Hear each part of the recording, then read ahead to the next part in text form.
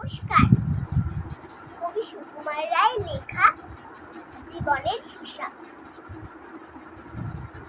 বিদ্যে বোঝাই বাবু মশাই, চুরি শখের বুদ্ধি। মাছিরে কন বলতে পারিস সূর্য কেন ওঠে, চাঁদটা কেন বাড়ে কমে, জোয়ার কেন আসে? বৃদ্ধ মাঝি অবাক হয়ে ফেল ফেলতে হাসি।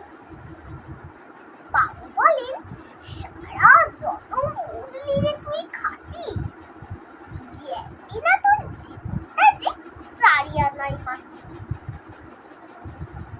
খানিক বাদে কহেন বাবু, বল তো দেখি ভেবে,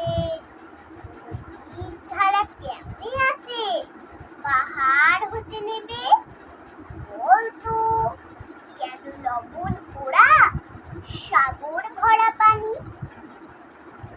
মাঝি সে কয়, আরে মশাই অত কি আর জানি। বলেন, এই বয়সেও জানিস না তা কি? জীবনটা তো নেহাত খেলো, কষ্ট আনাই ফাঁকি।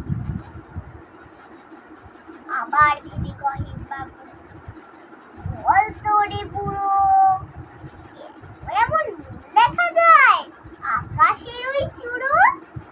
বল তো দেখি সূর্য চাঁদে গ্রহণ লাগে কেন? বৃদ্ধ বলে, আমায় কেন লজ্জা দিচ্ছেন হেন? বাবু বলে, বলবো কি আর, তোরে গীতা যে এখন জীবনটা তো 12 আনাই বৃথা। খানিক বাদে ঝড় উঠেছে, ঢেউ উঠেছে ফুলে।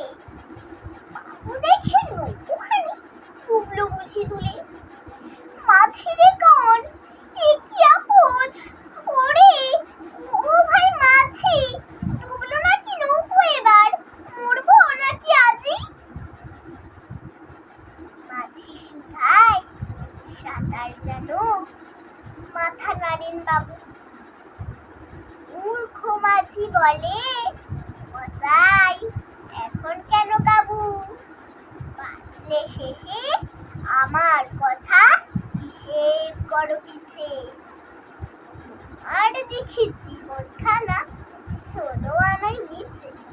নমস্কার।